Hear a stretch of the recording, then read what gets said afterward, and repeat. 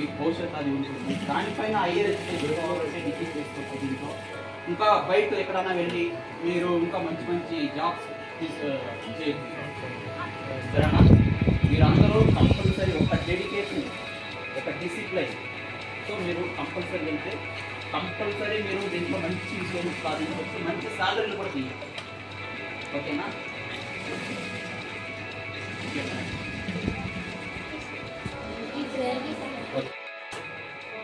అక్కడక్కడ ఒడిదుడుకులు అంటే ఎక్కువ తక్కువ ఉంటాయి కూడా, లాభ నష్టాలు అవన్నీ ఒక్కలేకుండా నేను ఏదో ఒక రోజు ఒక బిజినెస్ లాగా కావాలి, నేను ఒక కుటుంబంలోనే ఒక పేరు ఇండస్ట్రీ లాగా ఇండస్ట్రీని నేను ఒక రన్ చేయాలి అనే ఆశ అనుకుంటాను. కాదు సరేనా?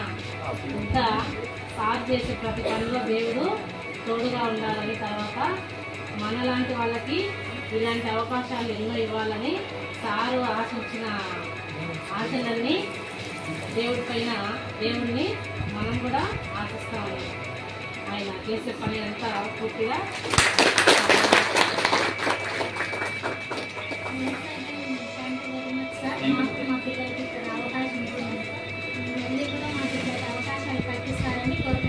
Sure madam. మాది వచ్చి ఈరోజు చిన్నగానే ఉంది. ఫ్యూచర్లో వచ్చేసి రాబోయే మనకి ఒక 3-4 years ఇంకా ఎగ్జాక్ట్గా మేము ప్లాన్ చేస్తాము. మీరు కూడా ఎవరైనా మంచిగా ఒక పైన ఫ్యూచర్లో అయితే మేము కూడా తీసుకుంటాము. మంచిగా మీరు తీసుకున్న కోర్సుని దానికి 100% పైన అంటే దాన్ని బాగా యూజ్ చేసుకోండి. ఎందుకు మీరు ఇప్పుడు ఎన్నో కోర్సులు ఉంది, ఈ కోర్స్ ఫ్యాషన్ డిజైనింగ్ ఎందుకు తీసుకున్నారు అనేది ఫస్ట్ మీరు మెయిన్ తీసుకోవాలి. మనం ఒక సబ్జెక్ట్ ఏదైనా కానీ ఇప్పుడు ఎన్నో సబ్జెక్ట్ ఉంది, మనం ఈ సబ్జెక్ట్ తీసుకున్న తర్వాత ఈ సబ్జెక్ట్ని తీసుకొని దాంట్లో 100% న్యాయం మనం ఆ సబ్జెక్ట్ చేయాలి. అది చేసినప్పుడు అది మనకు న్యాయం చేస్తుంది. అవునా కదా? ఇప్పుడు మీరు వేరే అయితే ఇప్పుడు ఎంపీ చాలా గ్రూప్స్ సిఈసి కానీ ఇంకొక గ్రూప్ చాలా మంది తీసుకుంటారు. మీరు ఈ గ్రూప్ తీసుకోవడం వల్ల మీకు దీంట్లో వెళ్తే మీకు భవిష్యత్తు ఉంటుందని మీకే తెలుసు కదా, తెలిసే కదా వచ్చారు. అవునా కదా? ఓకే.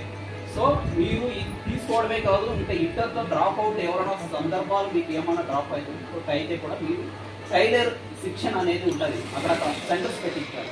మొన్న ఎన్టీఆర్ ట్రస్ట్ వాళ్ళు కూడా పెట్టారు. ఇలాంటివి కానీ ఇంకా వేరే పర్సనల్గా మీరు డబ్బులు కట్టేసుకొని ట్రైన్ అప్ చేసుకోండి. ఇలాంటిది ఉంటుంది. అది నేర్చుకున్న తర్వాత ఇలాంటి స్మాల్ స్కేల్ ఇండస్ట్రీస్ కానీ ఇంకా బిగ్ ఇంకా పెద్ద కంపెనీలు కూడా ఫ్యూచర్లో వస్తాయి చెప్పడానికి. దాంట్లో మీరు చేరి మంచిగా సాలరీ 10,000, 15,000, 20,000 ఇట్లా మీ కెపాసిటీ, మీ టాలెంట్ని బట్టి మీరు సంపాదించేదానికి అయితే అవకాశం ఎక్కువ ఉన్నాయి. ఓకేనా? Okay, thank you.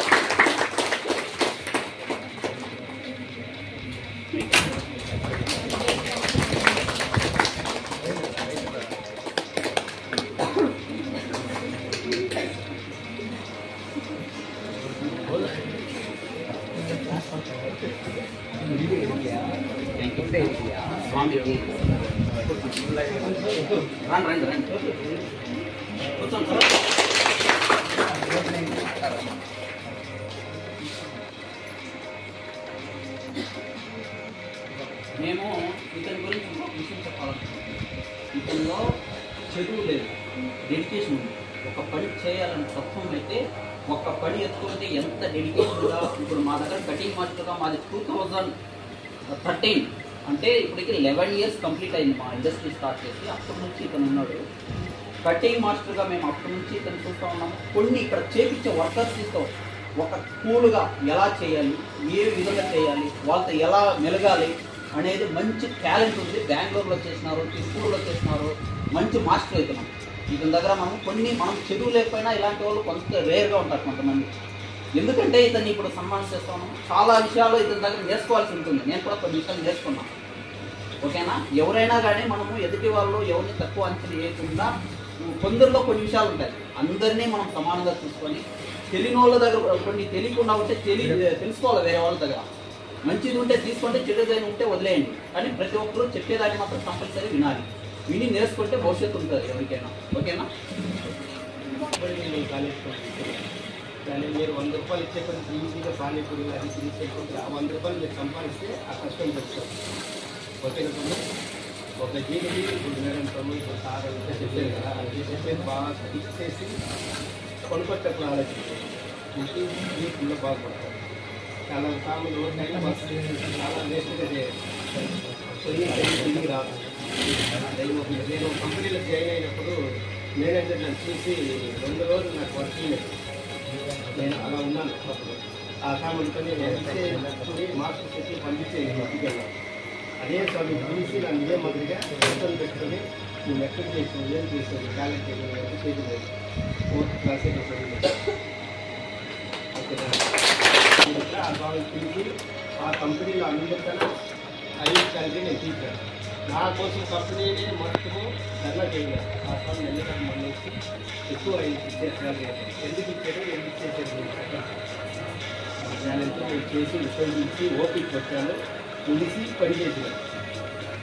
కాబట్టి ఇక్కడ కూడా నేను ఇక్కడ తెలుసుకున్నారు ఫుల్ ఓపికతో చేసినాను. మన కోనసారి తెలుసా, చాలా ఓపికతో ఈ కంపెనీ కొన్ని రోజులు ఇక్కడ ఎదుర్కొనింది. కానీ ఆ స్వామి ఒకటి ఇక్కడ ఉండి తీసుకుని వచ్చింది. ఆ స్వామి మేమంతా వచ్చి ఇక్కడ అందరూ తెలిసి ఇంకో కంపెనీ ముందుకు తీసుకుంది.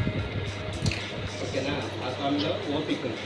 ఆ స్వామి ఎలా ఉన్నారో, ఎంత ఎదిగారో ఆ స్వామిని కూడా మీరు ఒకసారి అడిగి తెలుసుకోండి. ఓకేనా? మీరు అందరూ పేరెంట్స్ చెప్పినట్లే వినండి. ఓకేనా? మంచి విషయాలు నేర్చుకోండి.